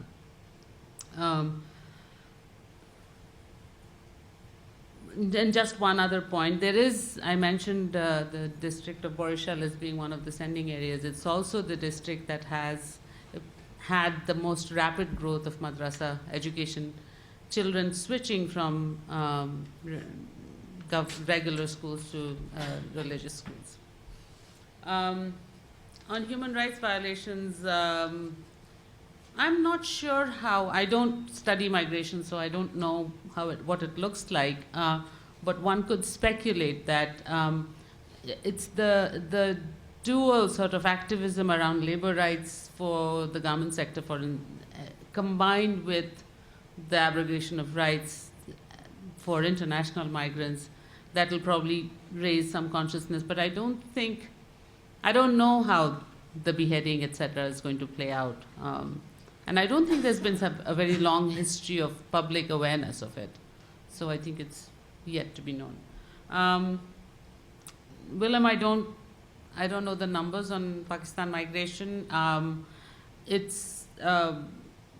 There is sort of a channel of migration through land routes to ultimately get to Europe, right? So even you find pockets in South Africa. My sense is that the remitters, which is kind of the kind of influence I was talking about, are sort of more mature migrants who are in the countries where sort of that generates that excess income. And I'm not, but the places that have been studied more intensely, and especially this Asian migration, which is your question, it is quite different. It's set up through these manpower businesses. It's formalized more than I think is the case for the land route migration, which involves crossing across into the Indian border and then through Pakistan, etc. I'm just speculating. I'm not sure. And on women-headed households, so there was one interesting study which looked at the patterns of use of remittances and connections with migrants who had left the household. And this observation was made by the people doing the survey that one of the outcomes of the constant contact by phone was that these migrants now call home twice a day, and they even decide what's going to be cooked in the household. So I think the whole women headship, first of all, they've always been kind of not independent economically, reliant on, but now they're even less independent because of this connectivity. David, lots of questions addressed to you. Yeah, I've got rather a lot of questions. I don't know how long I don't know if I can do them 4 justice. minutes. 4 minutes. 4 minutes, okay. Then I won't be able to do them justice. But let me just sort of take them one by one, not necessarily in the order. Harry's question about the relationship between NGOs and politics, I think that's a huge question. And I mean, I've done work in the Philippines over the years, and in the Philippines, it's perfectly accepted that NGOs are affiliated or associated with different political tendencies, and that when those political tendencies are elected or are in power, then those NGOs are part of the civil society that, individuals move into government, or there's all sorts of linkages there. And it seems to me that's a perfectly reasonable model of how one could organize politics. I mean, that's not the case, in Bangladesh, where, there's long been this sort of very conscious effort to try and see the world of NGOs as somehow being separate from politics.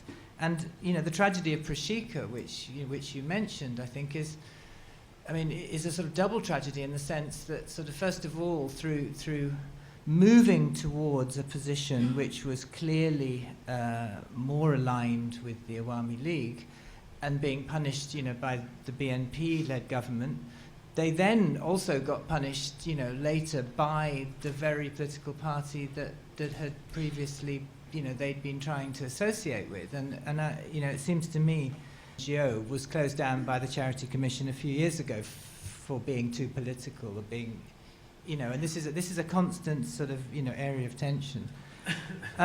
Dina's points, I didn't want to give the impression that, donor politics is not an essential part of the story. I think it is, but I think it's a part of the story that one has to nuance quite a lot. I mean, first of all, I think there is a rosy, I think a rosy narrative of NGOs in Bangladesh, which basically says in the 70s, so they were all Frarian, empowerment, very political, and then the donors came along and stopped them doing that. I mean, I think it's more complicated than that. I think if one talks to some of those people, I think that those Frarian approaches were not very successful. In many cases, there were a whole set of other logics which were bringing in service delivery and everything. I mean, I think the story is partly true, but I think, if one looks at the organizations that continue to have radical approaches, like Nigerikori, Shamota, I mean, they haven't found it that difficult to get donor funding. And in fact, one of the critiques is that, Shamota got into trouble precisely because of the large amount of donor funding which they wanted to throw at these organizations. So I think it's a very complicated story, all of that. As is the political society, civil society issue too, which maybe we can talk about later. what were the other questions? Naeem's point about conspicuous consumption. Yes, I think there's another set of mythologies around NGOs, actually, now that I think about it, which is to do with the fact that these are supposed to be social organizations that don't incur any kind of management or organizational costs, which is another sort of, dangerous myth, which means that if an NGO, pays its staff well to do a good job, it's somehow, more suspect than if a private company or, anyone else does it. And I think that's a whole set of tensions around, the voluntarist versus the professionalized model of NGO work. But yes, in looking at the new entrance to the middle classes, issues of conspicuous consumption would very much be something I'm interested in looking at more. And then Akbar, your question about is the NGO movement over? I think use the word NGO movement. I don't think it's ever really been a movement. I think it's a disparate group of organizations and ideologies and ideas. And I think it's changed over time. And I think one part of it is maybe over, which is that that sort of large development NGO that tried, like Prashika, which sort of tried to, on the one hand, maintain a level of the empowerment approach, along with service delivery and a whole range of things. BRAC still does that to some extent, but as an organization, I think it's changed enormously, away from that earlier model. But what you now have is a fragmented and quite diverse group of organizations, but not a movement. Okay, thank you. Aasim, you only have 3.5 minutes. You're always squeezing the left. You have to finish. Look, I think that my point was that, basically just let me deal with what Akbar said. I think that there is some very coherent logic to what's going on, that there is a very patronage-based political sphere. Mm-hmm. Everyone is part of it. Those who claim not to be are just as part, just probably the biggest beneficiaries of it. But at the same time, there's a series of, contradictions that emerge because, in spite of how things actually operate, we've been claiming that things operate very differently, especially in the ideological realm and so on. And actually, you'd be surprised. I don't think that the biggest immediate, so to speak, contradiction is class. I think the biggest immediate contradiction is Balochistan. And I think that's big, and it has potentially not unraveling effects, but very serious disruptive effects. In terms of polarization and xenophobia. And again, even with the right, I didn't suggest it's not, I just suggested that the right needs to be looked at within its proper context. That the right is not sort of a standalone phenomenon that exists independently of all of these other factors. For me, I think, I would suggest to you, which is what I was hinting at the end, always in Pakistan, at least the way I've read Pakistan's history, in terms of politics and in terms of what constitutes a politics of change, inevitably it involves, pushing the military into retreat. And the question is, how can that happen? And it doesn't, God forbid, an Imran Khan type phenomenon. I think probably, sort of a run-of-the-mill answer, but essentially it entails allowing the political process to take root. And perhaps, it's difficult to predict, but perhaps we're on the way for the time being, notwithstanding and that's where I started, notwithstanding the attempts to depict Pakistan as about to collapse. And I don't think it is about to collapse at all, anything close to that. In fact, like I said, there's a deep underlying, on an everyday basis, neither are people loonies on a big scale wanting to blow themselves up, not within the wider cross-section of society. And neither is there complete chaos in terms of how things actually operate. I think things operate very much on the basis of this vertical patronage principle in big men, new or old, as the case may be.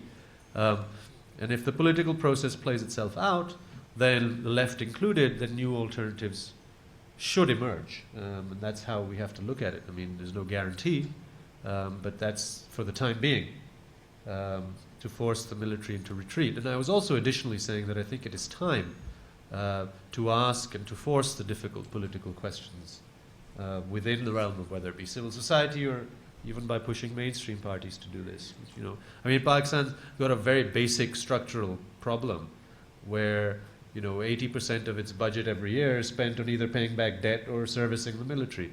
Any government that comes into power that tries to pretends that it's going to do better than the last one is kidding itself, until that is very much brought into the front and center and made part of public political discourse, and then changed, whether it be slowly or whether it be in some more dramatic fashion, which you're right is not about to happen. But I mean, you never know. Please join me to thank the three panelists for very entertaining and interesting. Now we break for lunch and we're back here at 1:30.